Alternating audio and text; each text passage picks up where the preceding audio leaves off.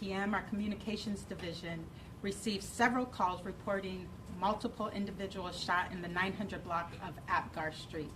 Upon arrival, officers located 3 juvenile victims, all suffering from multiple gunshot wounds. 2 of the victims were pronounced deceased on scene, and the 3rd was transported to a local hospital with non-life-threatening injuries. A 4th juvenile victim was later contacted by the Emeryville Police Department in the area of San Pablo Avenue and Adeline Street.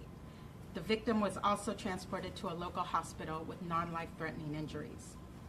All 4 victims are juveniles and residents of Berkeley. Less than 5 hours later, another homicide occurred in East Oakland. On October 2nd, just after 2:30 a.m., officers responded to the 1300 block of 85th Avenue. This was to investigate a shot spotter activation for 12 rounds. Upon arrival, they located a male victim, an adult, inside his vehicle suffering from multiple gunshot wounds. The victim was pronounced deceased on scene. And this is Oakland's 99th life lost this year. During the preliminary investigation, a vehicle of interest was identified. OPD officers later located and recovered the vehicle. We are asking anyone who may have any information regarding any of these 3 homicides to please contact investigators at 510-238-3821, or if you wish to remain anonymous, you can call our tip line at 510-238-7950. On Saturday, we also encountered illegal sideshow activity. So 200 to 300 vehicles and motorcycles convened throughout the city. Officers responded and were able to quickly disrupt this illegal behavior. As a result, additional resources were dedicated to Sunday Sideshow, and there was very minimal sideshow activity. I will now turn it over to Chief Armstrong.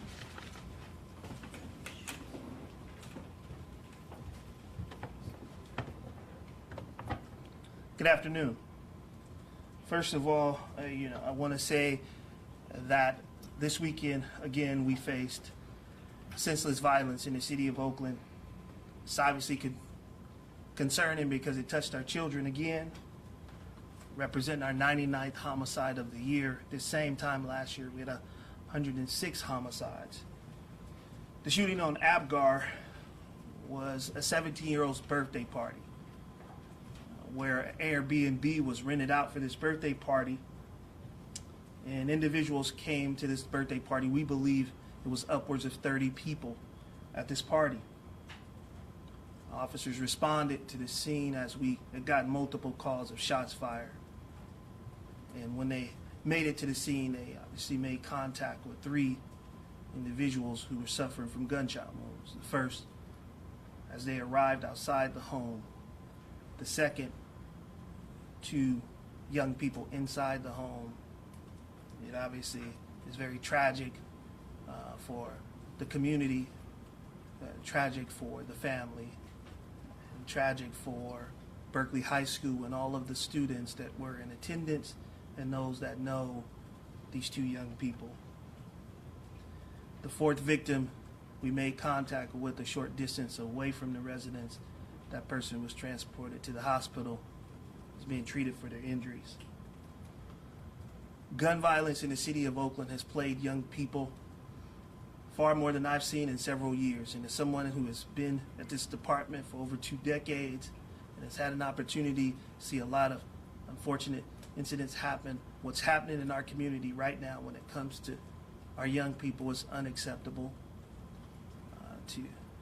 To have to talk about a school shooting from last week, and then on the heels of that shooting have to come before you today about this shooting is really troubling for me.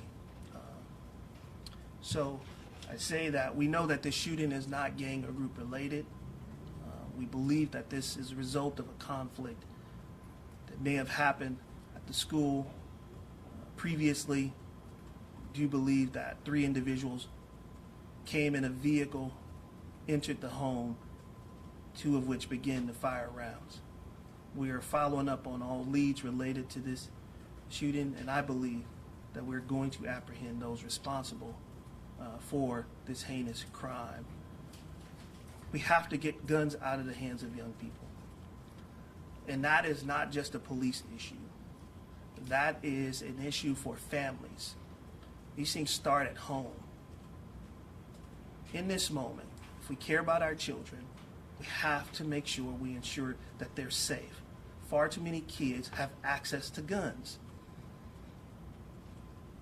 And it is causing tremendous harm, long-term harm for children who either witness this, families that are victimized by this, but it is sending a horrible message about safety in our schools, safety for our children. This is a community issue that we have to remove guns out the hands of young people. It is putting our children at risk. It's a sad reality that back-to-back weeks we have to talk about tragic injuries to young people. All right. 5 hours later, we responded to another incident in the 1300 block of 85th Avenue. Again, gun violence is plaguing our community at a rate that is unacceptable. We responded to the scene and made contact with an individual suffering from gunshot wounds. Unfortunately, he was pronounced deceased. We are following up on leads related to that homicide as well. We believe that we have a person of interest, but we are continuing to investigate that crime as we speak. We are making arrests. We are making arrests. We are doing our best to hold people accountable. Since last week, when I came before you and talked about my new crime plan, we have recovered nearly 24 firearms within a 7-day period. We recovered 7 guns just over the past couple days and made 7 arrests of very violent individuals for both shootings, robberies, and other crimes. And so the Oakland Police Department is working hard to control gun violence, but it is challenging with the number of people armed with firearms. We need everybody's help, and that includes the district attorney's office, that includes our local judges, to hold people accountable when they are arrested with these firearms. Don't let them back out into our community to continue to drive gun violence. Young people that are taken into custody with firearms, there has to be some level of oversight when they do come back into our community. There has to be something to help them, some rehabilitation. They cannot be sent back into our community with no support and find themselves back engaged in the same activity that brought them into the system. If we say we're trying to prevent these young people from being victims of violence, we cannot let them out without the support that they need, because not only do they become victims of violence, they become perpetrators of violence. That's happened far too many times this year, and it's sad that it continues to happen, but these systems have become a revolving door. The justice system is not working in Alameda County and in Oakland. For us to see the same people, the same young people who are being exposed in this way, they need help, they need resources, but also this community needs not to continue to be victimized as a result of failures in systems. Crime plans, we have them. Extra officers on the streets, we have them. Focused enforcement, we're doing it. There are more guns than there are police officers, and more people willing to use them right now. We're going to continue to focus our attention on violent crime. We'll continue to aggressively go after those that use firearms, but this is a call to the public to say, you got to get the guns out of the hands of young people. We got to get the guns out of the hands of people who want to use them in our community. But this violence is at an unacceptable level at this point. What have we done to address gun violence? Right now, we've taken 1,150 guns off the streets. That is 34% higher than it was at this same time last year. That is incredible. the number of firearms that we're encountering on a nightly basis related to shootings. Lastly, unfortunately, two of our officers were injured last night while working to protect our city. Officers were responding to an unresponsive person inside of a vehicle in the 5200 block of Whitworth Avenue just before 10 a.m. on Saturday, when it appears the person inside the vehicle was under the influence. That individual awoken, and he began to communicate with the officers as they attempted to take him into custody. As officers were attempting to detain this individual drove off and ran over the two officers, injuring both officers, one of which was transported to the hospital with trauma to his head. That officer has been released from the hospital, but did suffer significant head injuries and was in need of extreme medical attention. So we hope the officer's speedy recovery, but it's been a challenging weekend for us, and with that, I'll take whatever questions you might have. Shooting in Berkeley, was that filmed with a rifle or handgun? You know? It appears that there were both rifle and handgun rounds in that shooting.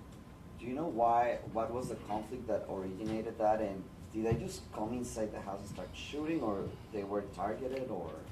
Yeah, I don't know what the underlying reason for the conflict was. We know that there was a conflict. We know that the individuals responsible for this just entered the house, and then began to shoot. Randomly? No, very specific people within the house. So they knew exactly the individuals that they were seeking to shoot. And did you say it happened at school? It was something that happened at school? We believe either at school or around the school. We definitely know it had some association to the school.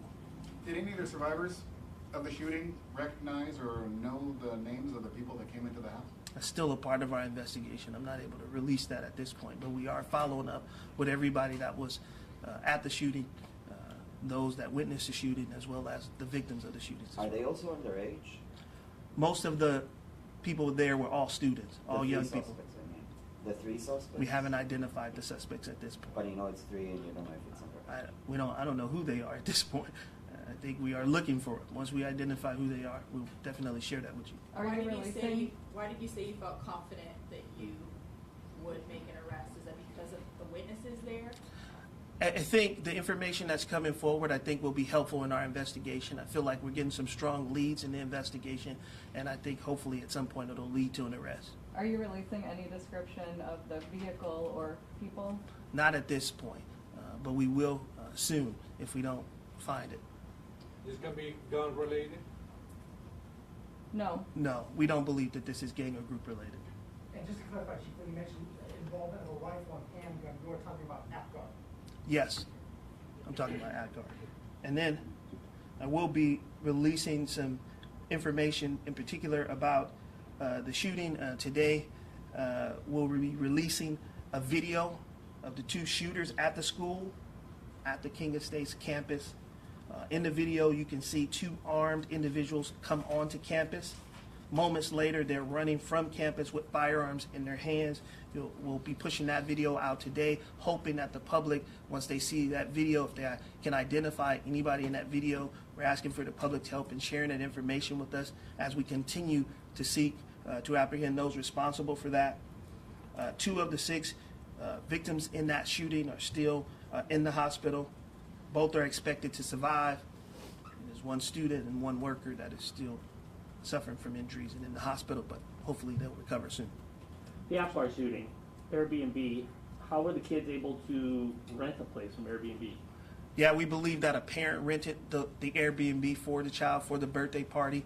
It was supposed to only be for a select group of people, but obviously the information got out to other people. Was there a parent at the APGAR location? We're still looking into all the people who were there. I'm not able to confirm at this point who was all inside. How many rounds were fired at the Apgar shooting? I don't have a round count for you now, but we know that several rounds were fired inside. We can get that to you when we have it.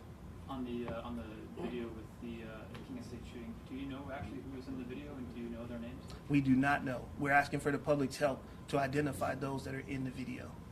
Did I recall there were two people that went into the school and there was somebody in the car that drove away? Yes, that's the information that we put out last week.